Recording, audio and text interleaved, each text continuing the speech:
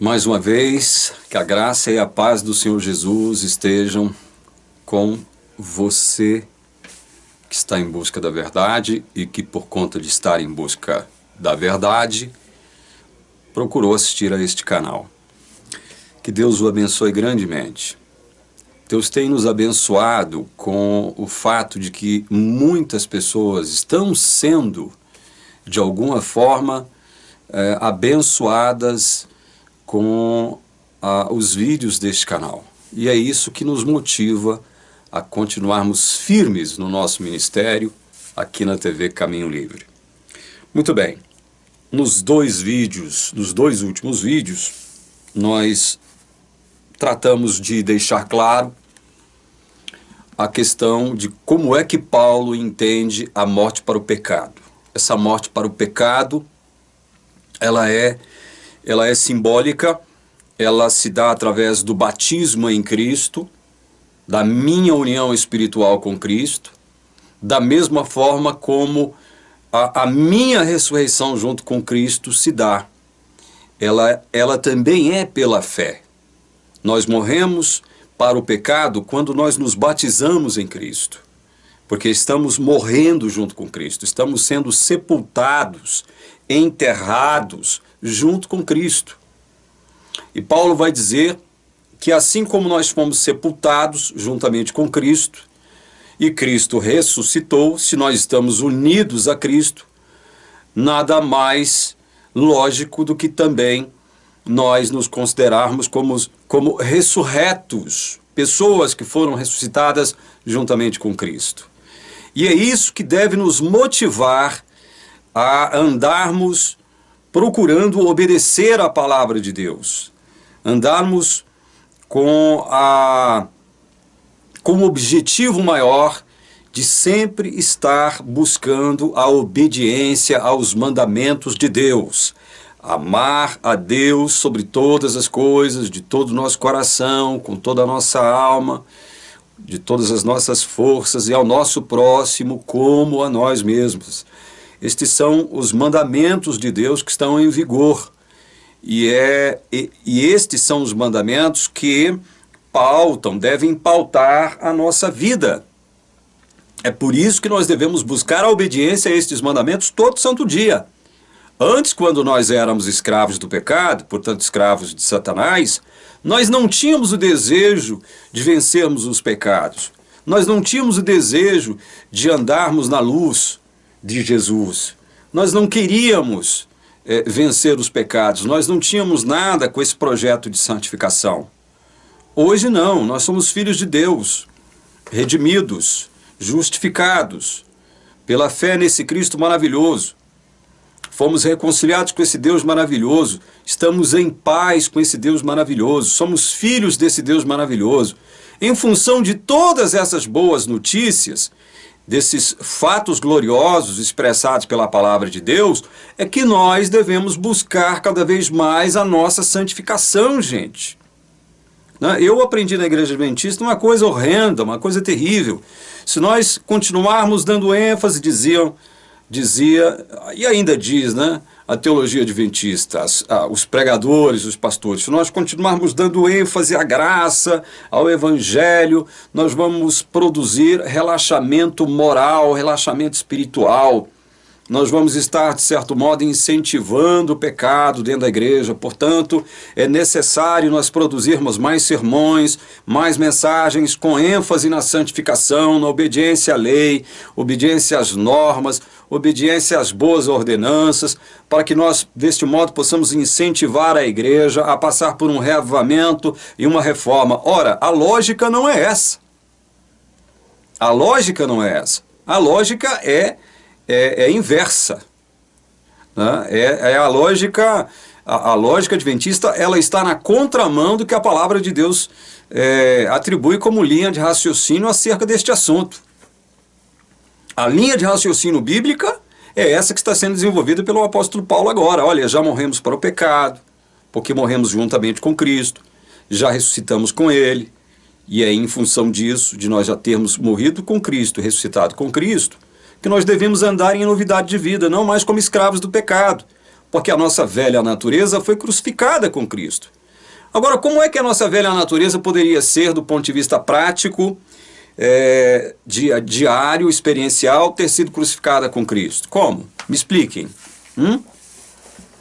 É óbvio que esse texto aqui, ele é todo pela fé. Se você não ler este texto sob a lente da fé, você não entenderá esse texto. Esse texto produzirá em você conflitos existenciais e espirituais, da mesma forma que produziu em mim e da mesma forma que tem produzido na vida de muitos daqueles que ainda não entenderam esse texto. É com a lente da fé que nós temos que ler esse texto. Romanos 6, verso 8 diz assim: ora, se já morremos com Cristo, cremos que também viveremos com Ele.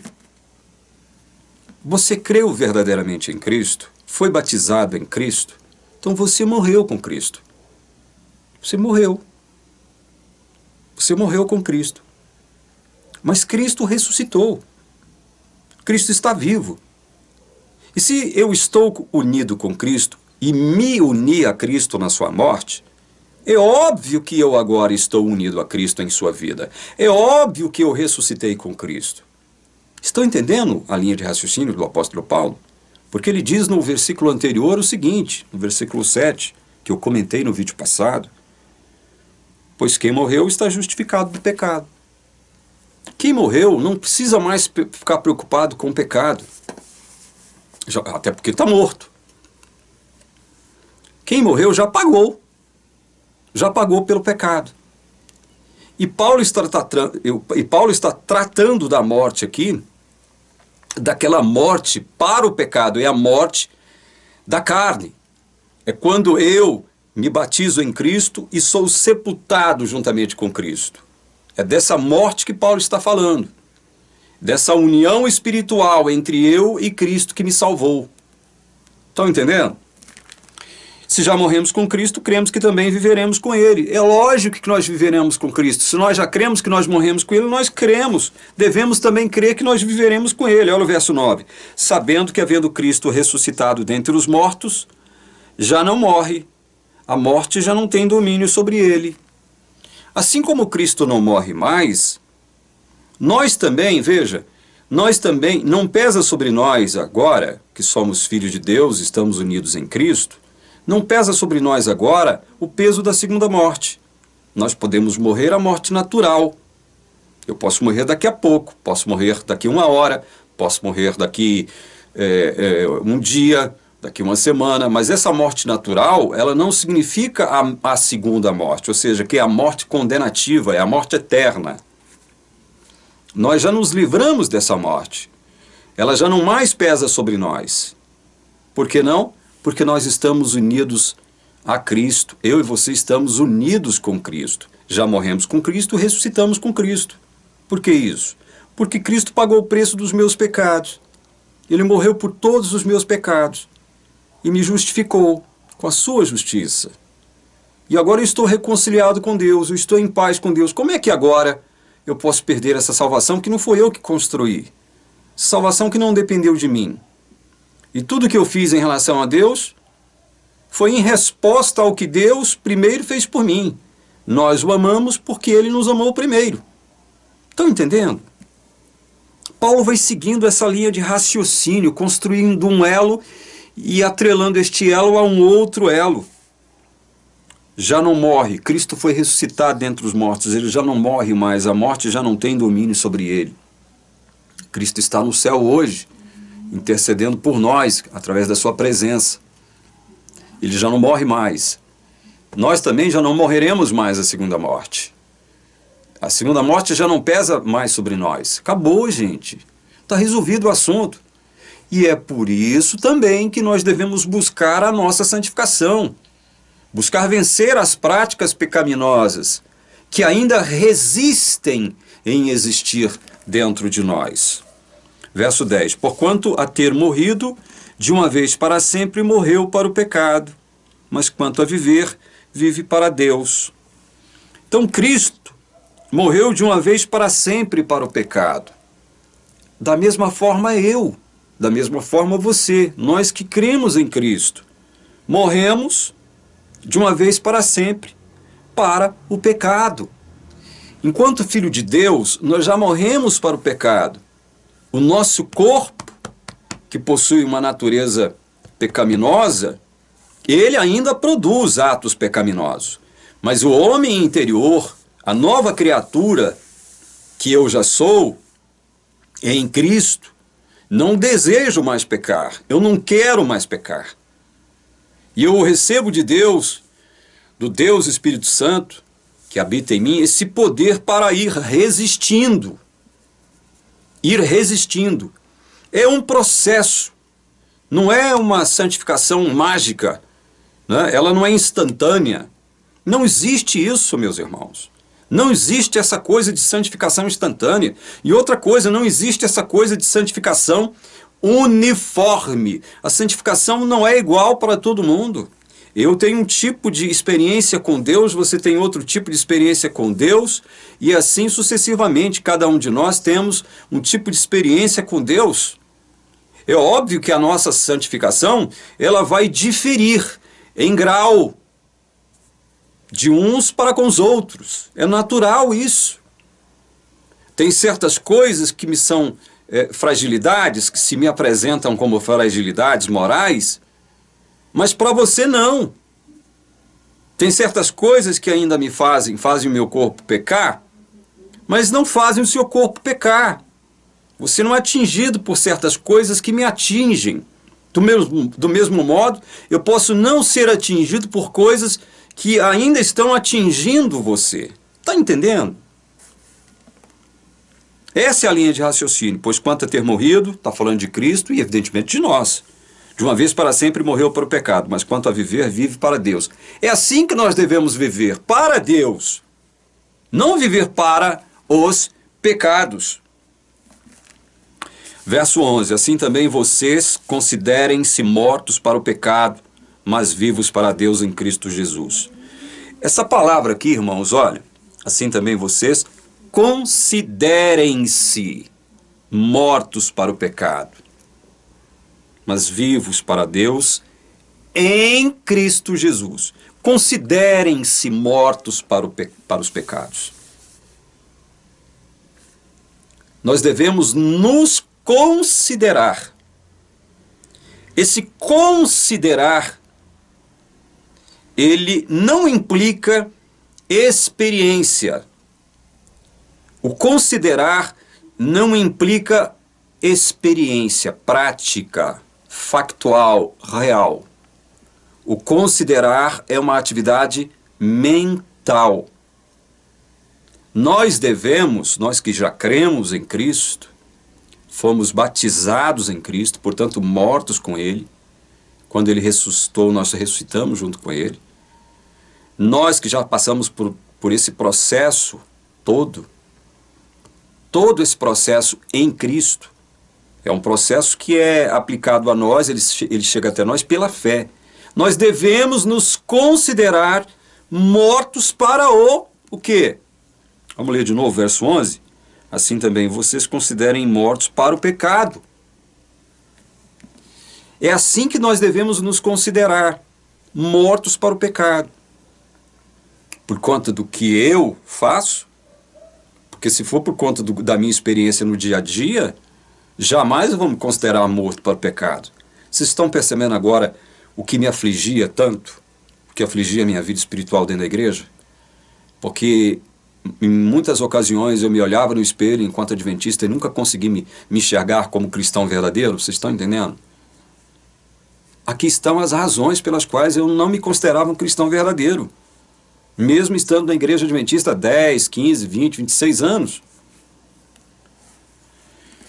Verso 12.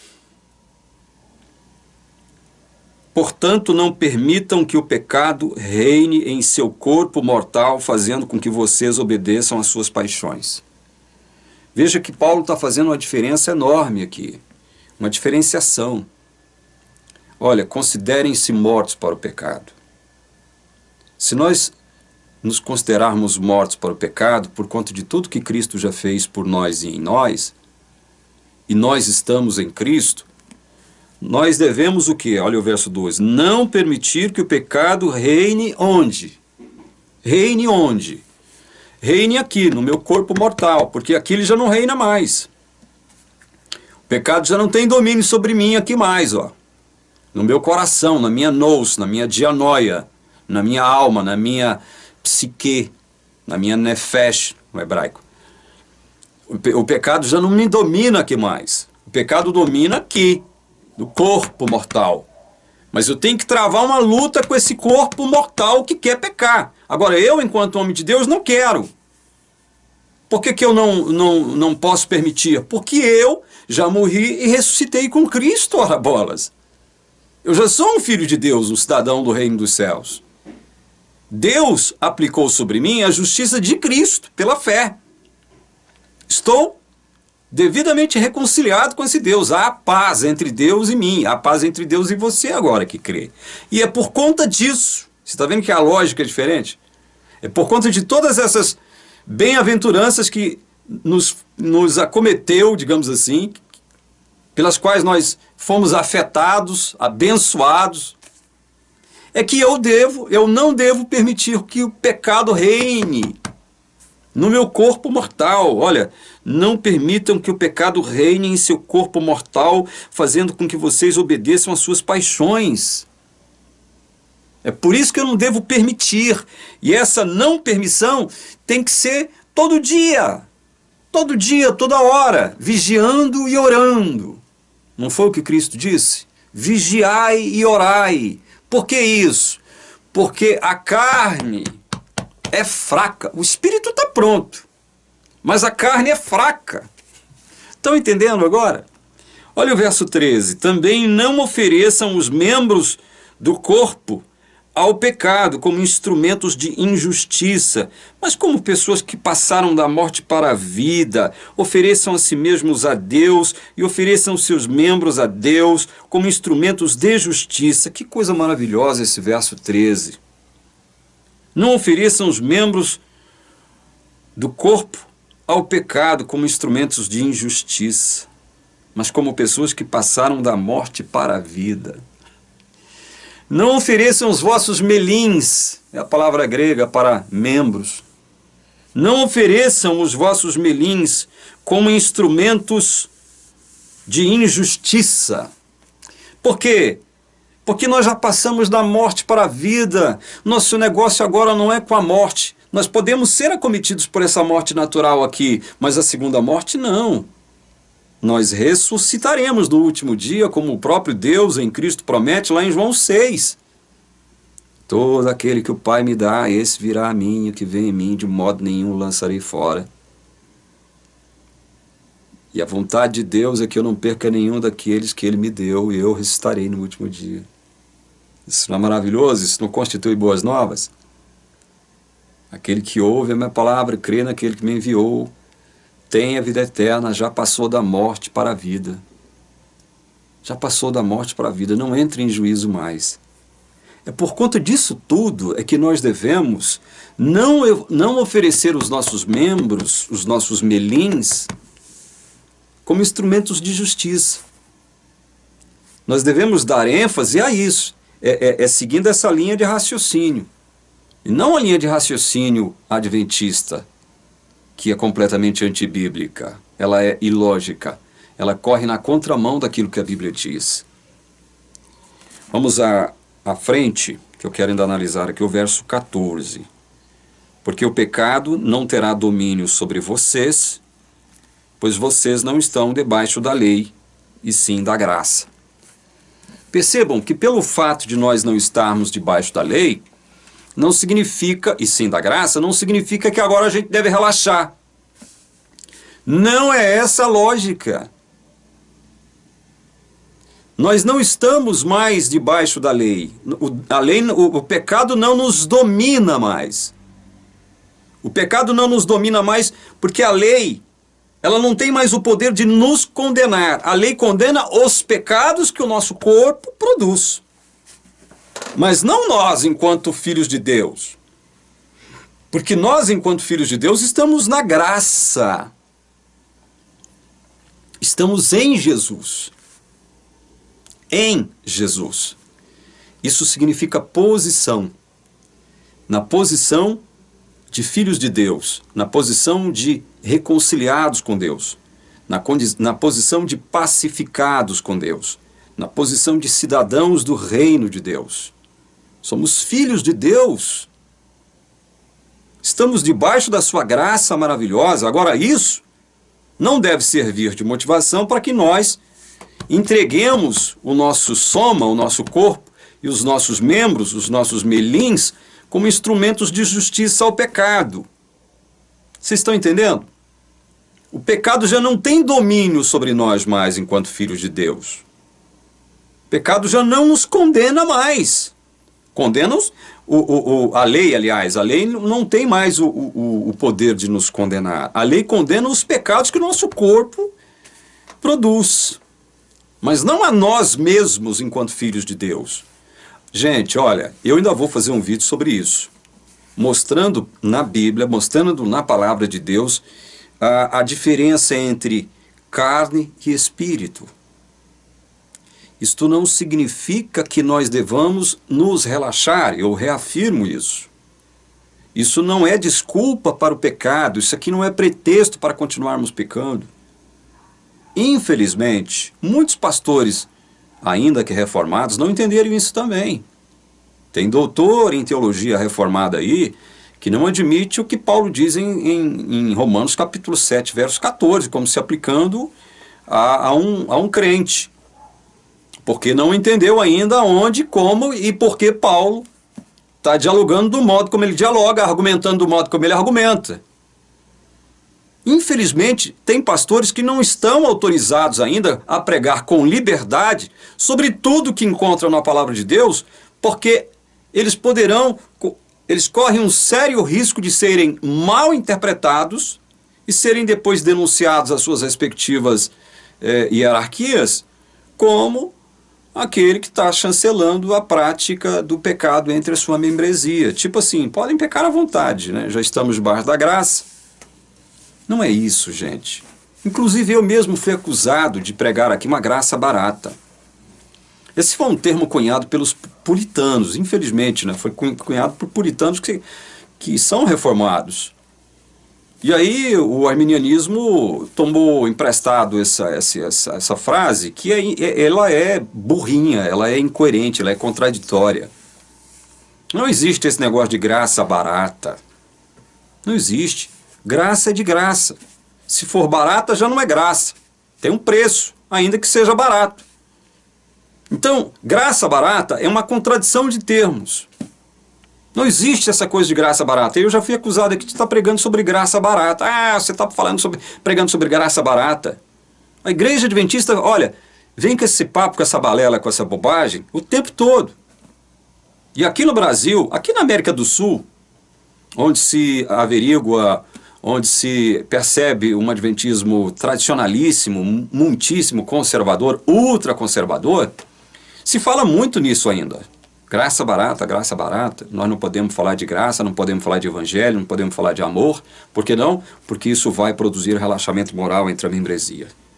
Se nós continuarmos falando, dando ênfase à graça, dando ênfase ao amor, dando ênfase ao evangelho, dando ênfase à bondade de Deus, isso vai produzir relaxamento moral. O membro vai ficar relaxado, não vai buscar mais a santificação. Que ridículo, que bobagem. Que é isso? Esse argumento não é bíblico. Esse argumento se choca.